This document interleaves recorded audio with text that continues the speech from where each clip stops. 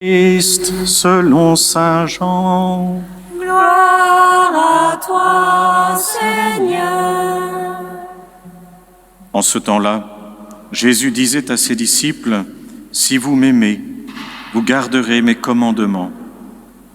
Moi, je prierai le Père, et il vous donnera un autre défenseur, qui sera pour toujours avec vous, l'Esprit de vérité, lui que le monde ne peut recevoir, car il ne le voit et ne le connaît pas.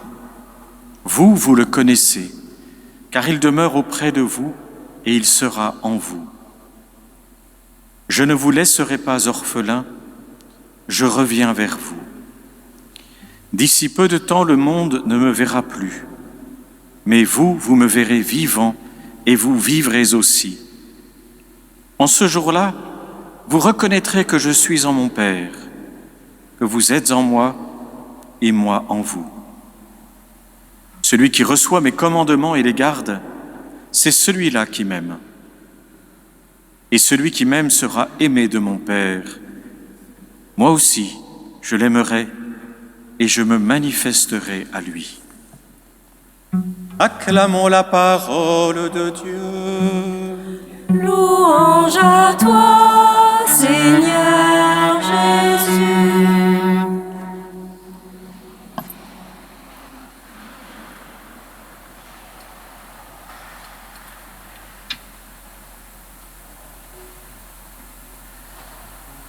Jésus, dans cet évangile, dit à ses apôtres, il nous dit, « Je vais prier le Père et il vous donnera un autre défenseur. » Qui donc est le premier? C'est Jésus lui-même. Jésus est là, il est notre avocat auprès du Père, il est notre défenseur. C'est une belle façon, voyez, de méditer sur ce mystère de Jésus, dans sa passion, sa mort, sa résurrection, de méditer aussi sur le don de l'Esprit Saint, de les regarder, de les contempler comme défenseurs, et non pas comme accusateur. Qui est l'accusateur? Selon l'Apocalypse, c'est le diable. C'est le diable qui nous accuse de nos péchés. C'est lui qui pousse au désespoir, jamais Dieu. Jésus est notre défenseur auprès du Père. L'Esprit Saint est un autre défenseur. On comprend alors pourquoi saint Paul, dans l'Épître aux Romains, au chapitre 8, à ce passage magnifique où il dit « Mais si Dieu est pour nous, qui sera contre nous ?» Si c'est Dieu lui-même qui se fait notre avocat, mais qui va nous accuser devant Dieu? C'est très important, parce que bien souvent, quand on se regarde avec nos regards de pécheurs, on fait cette confusion. On regarde Dieu comme juge, comme s'il était un condamnateur. Alors que Dieu comme juge, c'est Dieu qui fait un discernement. C'est-à-dire qu'il va discerner en nous ce qui fait grandir notre vie chrétienne, notre vie spirituelle, et ce qui diminue, altère, amenuise ou abîme notre vie spirituelle, notre vie chrétienne. Autrement dit, le jugement de Dieu, c'est toujours un discernement en vue du bien, pour grandir. C'est pour ça que parfois, quand certaines personnes viennent et se confessent de choses qui leur sont difficiles, grandes ou petites, mais qui leur coûtent, je leur dis toujours, souvenez-vous que c'est une grâce de l'Esprit Saint de voir son péché. Ce n'est pas vos efforts, ce ne sont pas vos mérites, ce n'est pas votre attention. Si ce n'est que ça, alors c'est dangereux. C'est dangereux parce qu'on ne cherche pas le péché pour lui-même.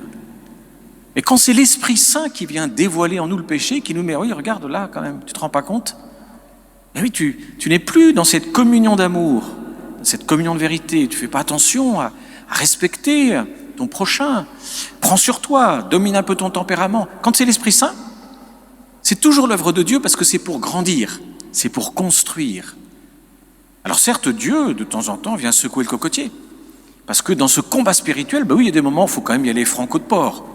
Si on veut que notre tempérament un peu le dompter, il y a des moments où il faut s'y prendre, un peu fermement. Si on y va toujours dans le sens du poil, comme on dit communément, c'est compliqué. Mais Dieu est toujours là. Et toute lumière qui vient de Dieu est en vue de la joie, est en vue de la communion. Ne nous y trompons pas. C'est tellement important, parce que sinon, on dénature justement d'abord même la pratique du sacrement de la confession.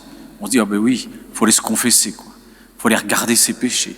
Donc quand je vais me préparer au sacrement, il va falloir que j'aille voir ce qui est mal dans ma vie. Mais non. Vois le bien que tu pourrais mieux faire. Ah oui. Voilà où tu peux grandir. Ah oui. Voilà où ta communion peut s'incarner plus profondément. Ou regarde tout simplement tous ces moments où tu veux le faire et puis, tel que nous sommes chacun, chacune, nous oublions. N'aie pas peur non plus de regarder ces lieux qui te coûtent. Mais oui, ils te coûtent. Chacun de nous, on a 1, 2, quelques lieux qui nous coûtent. Mais ce qui compte, c'est quand nous faisons cela à la lumière de nos défenseurs. Notre examen de conscience, nous le faisons avec Jésus comme défenseur à la droite, l'Esprit Saint comme défenseur à gauche. Et nous tournons vers notre Père très aimant, comme le Fils prodigue. C'est tellement important. Parce que ça nous met beaucoup de temps, vous voyez, pour nettoyer ces lunettes par lesquelles nous nous regardons à travers des prismes déformateurs. Et c'est cela souvent, du reste, qui nous empêche de bénéficier du sacrement de la réconciliation, parce qu'on n'en voit pas l'intérêt. Si c'est juste de revenir toujours sur la même chose pour se convaincre un peu plus de notre misère, c'est sûr que ça ne vaut pas la peine. Mais si c'est au contraire, pour que ce lieu dans lequel, de façon récurrente, je tombe, soit vivifié de façon récurrente aussi par l'immense grâce de Dieu qui m'aime, alors c'est magnifique. C'est magnifique parce que je comprends qu'en fait, il ne s'agit pas tant de me morfondre, vous voyez, quand j'arrive pour confesser ces péchés dont j'ai l'habitude et qui sont à peu près toujours les mêmes, c'est pour permettre à l'eau de la grâce de couler un peu plus. Vous savez, quand on aime, les petits-enfants, ils font ça, quand ils vont dans les rivières, ils regardent ces galets qui sont polis à merveille. Sauf qu'on sait que pour qu'un galet soit poli à merveille, il a fallu du temps et beaucoup, beaucoup d'eau. C'est ce que nous faisons dans le sacrement. Quand avec tous nos efforts, nous apportons cette matière dans le sacrement de pénitence, de la réconciliation au Seigneur, ce sont les eaux de la grâce qui coulent. Et c'est parce qu'on va leur permettre de couler, et de couler à nouveau, et de couler en abondance, et de ne pas s'arrêter de couler, que petit à petit, ça vient polir les arêtes un peu trop pointues de notre petit rocher intérieur, où nous sommes, certes, dans une bonne volonté, et ce désir d'aimer qui déjà s'incarne, mais on est aussi un peu un porc-épic, vous voyez, qui de temps en temps montre et pique, montre ses défenses et pique. Jésus a prié pour que nous ayons un autre défenseur. C'est tellement important. L'esprit de vérité que le monde ne peut recevoir, il est là pour nous faire grandir. Et nous avons à méditer profondément ces textes. Encore une fois, parce que très souvent, notre vision de Dieu est en fait très déformée.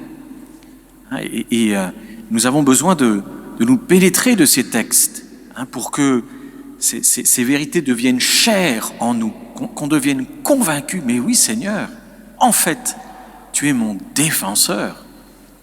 Et en m'envoyant l'Esprit Saint, tu m'envoies un autre défenseur. Encore une fois, on comprend tellement bien. Saint Paul, qui dira, mais qui nous séparera de l'amour du Christ? Rien, dit Saint Paul, ni le feu. Et alors il commence toute une tirade pour dire, mais qui pourra, qu'est-ce qui pourra nous séparer de l'amour du Christ, de l'amour de Dieu révélé dans le Christ Jésus? Rien. Telle est notre foi. Voilà la foi que nous professons.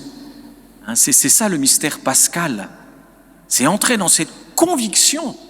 Oui, par amour, il est mort et ressuscité pour nous. Et ce sont ces flots d'amour qui s'étendent vers nous quand humblement nous nous approchons, pour qu'il nous renouvelle, pour que les eaux de la grâce passent une fois de plus sur notre petit caillou, sur notre petit rocher, un peu trop saillant, un peu trop dangereux. Alors, le fruit de cette présence de l'Esprit Saint en nous, c'est qu'il va nous apprendre déjà à ne pas faire exception des personnes. Nous l'avons écouté dans la lecture des Actes des Apôtres. Philippe arrive dans une ville de Samarie. Alors vous vous souvenez, les Samaritains, c'était des frères ennemis. Il y aurait plein d'applications à faire dans l'Église d'aujourd'hui. Non seulement entre chrétiens, mais au sein de l'Église catholique. Il y a toujours des frères ennemis. Il y a toujours ceux qui ont compris, qui n'ont pas compris, qui font, qui ne devraient pas faire. On a toujours ça, il y en a toujours plein. Conscients ou inconscients. Alors, Philippe va vers eux. Et puis, les foules d'un même cœur s'attachent à ce que disait Philippe. Alors, les apôtres, restés à Jérusalem, apprenant que la Samarie avait accueilli la parole de Dieu, y envoient Pierre et Jean pour parfaire cette prédication et leur faire le don de l'effusion de l'Esprit Saint. Et donc l'Esprit Saint a conduit Philippe à ne pas s'occuper des apparences. Il aurait pu se dire, oh là là, Samaritains, de toute façon, ça fait des siècles, on va rien en faire. Ces gens-là, ils ont la tête dure, ça va pas marcher, ils vont me foutre dehors. Eh bien, il y va quand même, il ne s'inquiète pas. Et peut-être précisément à cause d'un détail que l'on trouve beaucoup dans les Actes des Apôtres et qui est très important. Que disent les apôtres restés à Jérusalem? Ils disent, ah ben ils ont accueilli Philippe, ah ça c'est merveilleux, ah ben s'ils ont accueilli Philippe, on peut y aller. Non. Ils apprirent que la Samarie avait accueilli la parole de Dieu. Et donc en accueillant la prédication de Philippe, ils reconnaissent que la parole de Dieu est en œuvre dans leur cœur. Et si la parole de Dieu est en œuvre dans leur cœur, qui sommes-nous pour mettre un obstacle à la croissance de cette parole de Dieu? Aussi, c'est ce que nous avons à faire.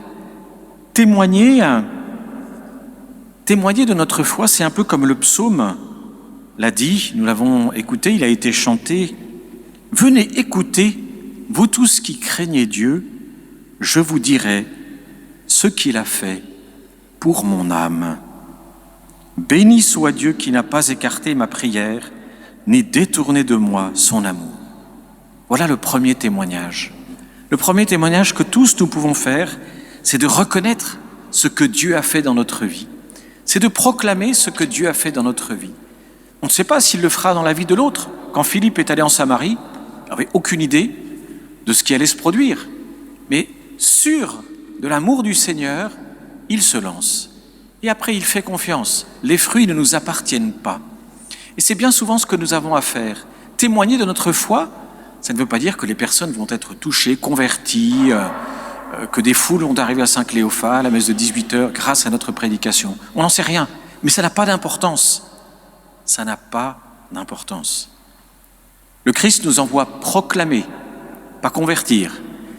Il nous envoie proclamer, pas nécessairement ramener avec nous 50 personnes. Il nous envoie témoigner.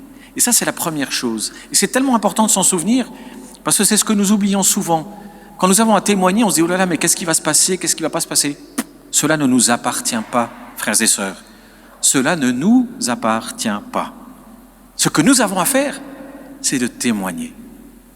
Alors demandons cette grâce, nous aussi, en ce temps pascal, et bien d'être renouvelés dans cet accueil du Christ ressuscité, notre défenseur, et dans cet accueil prochain que nous célébrerons liturgiquement à la Pentecôte, cet accueil de l'Esprit Saint dans nos vies, qui lui aussi est un autre défenseur, pour nous aider, pour nous envoyer dans le témoignage et la mission.